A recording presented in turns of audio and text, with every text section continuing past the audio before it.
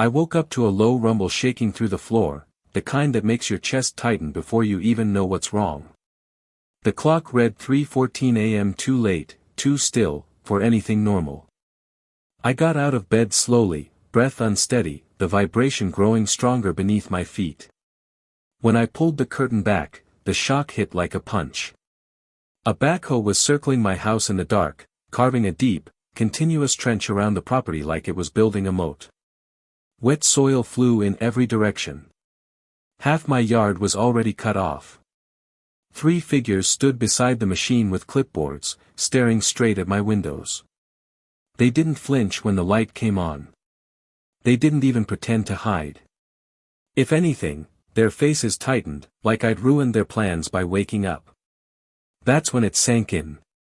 This wasn't random construction. This was deliberate. The trench kept crawling closer, splitting the ground between my home and the rest of the street, like they were isolating me on purpose, like they didn't want me stepping outside. Why my house? Why hide it in the middle of the night? And more importantly, what exactly were they expecting to happen once I had no way out? But let me start at the beginning. Before we dive in, let me know where you're listening from today. I've always lived quietly. My neighborhood wakes up to the sound of sprinklers and porch coffee, not chaos. My home isn't fancy, just a small corner lot I've cared for myself for years. It wasn't modern, but it was mine, and it was enough. The HOA never said it outright, but they hated that. Their friendly suggestions were non-stop. Notes taped to my door. Letters in my mailbox. Regrade the yard. Install a new drainage system. Update to the neighborhood's modern standard. They called it maintaining property values. I called it nitpicking. At first, it felt harmless, annoying, but harmless. Until the complaints became oddly specific. Meetings about future water issues that always circled back to my yard. Warnings about potential risks no one could really explain.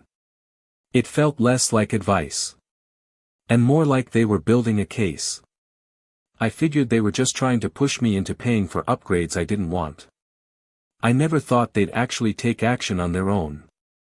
Not once did it cross my mind that they'd ever touch my land without a single word to me. But now, standing in the dark at 3 a.m. with a trench being carved around my house, every one of those subtle warnings suddenly felt like something else entirely. Not suggestions.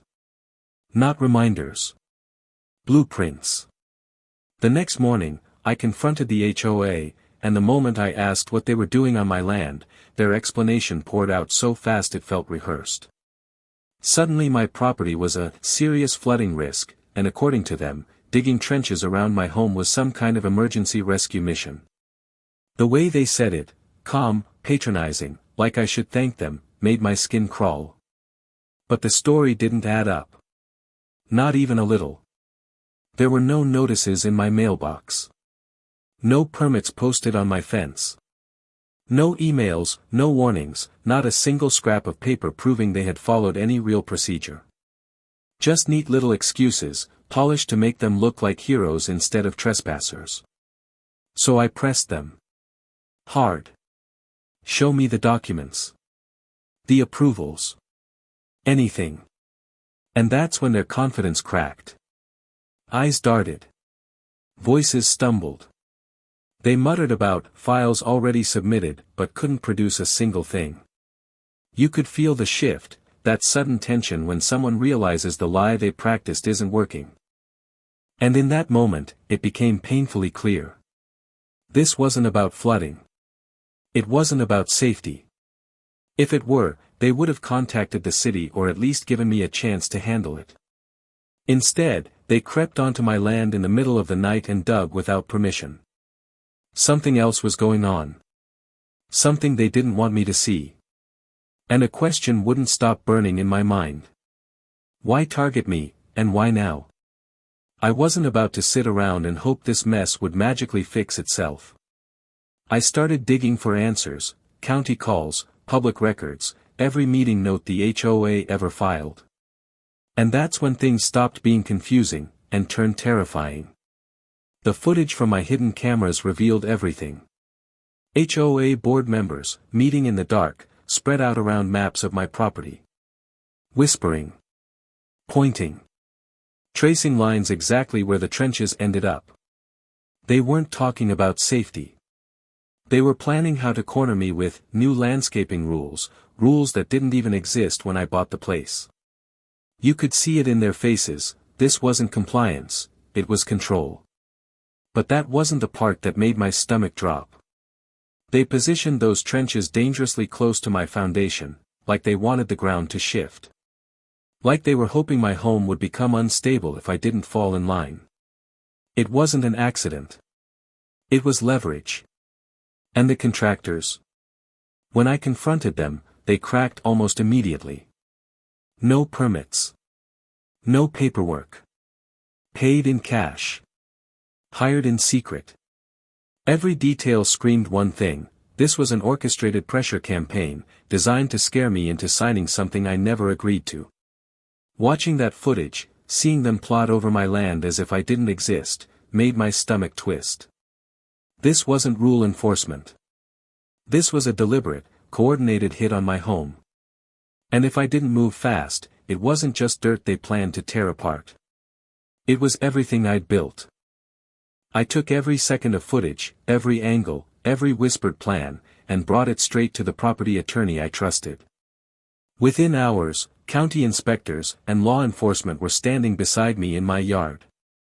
The moment they looked over the edge of the trench, saw the depth, the closeness to my foundation, the timestamps showing it was dug in the dead of night, their whole demeanor shifted. One inspector actually muttered, "This is bad, really bad." That's when I knew I hadn't been overreacting. They had crossed a line the law cared about. Meanwhile, the HOA board, the same people who strutted around like royalty, suddenly couldn't look anyone in the eye. One by one, they were called in for questioning. And it was almost surreal watching them shrink in their chairs, voices cracking as they tried to explain the flooding risk that magically disappeared under pressure. The contractors folded immediately. Who hired them? How much they were paid? Exactly what instructions they were given: no permits, no paperwork, no discussion. Everything spilled out. Standing there while inspectors marked the site and officers photographed the trench, I felt the fear that had gripped me since 3 a.m. finally loosen. Not disappear, but loosen. Because this wasn't the end. It was the part where the scales finally tipped in my favor. And the HOA had no idea the worst for them hadn't even started yet. The fallout hit faster than I expected. The county didn't just fine the HOA, they crushed them. The numbers were so high that even the board members who loved to brag about community budgets went pale when they heard them. Every person involved in the nighttime dig was stripped of their position. Some of them tried to walk out tall, but their faces told the truth. They knew they'd been caught doing something they could never talk their way out of. The trench had to be filled in immediately. Crews worked all day under the supervision of inspectors, and every shovel of dirt, every repair, every bolt of machinery came straight out of the HOA's pocket. I didn't lift a finger. I just watched the same people who tried to intimidate me scramble to undo their own mess. Then came the part one never expected: the compensation. My attorney pushed harder than I ever would have alone, and suddenly every sleepless night, every wave of anxiety, every moment I thought my home might be ruined, it all had value. And the HOA paid for it. Literally. For the first time since that vibrating wake-up at 3 a.m., I stepped into my yard and felt the ground steady beneath me. No fear. No anger. No eyes watching from across the street.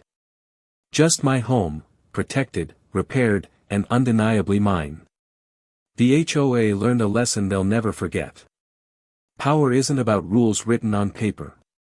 It's about what happens when you think no one's watching, and you get caught. And after everything they tried to do to me in the dark, it was poetic that their downfall happened in broad daylight.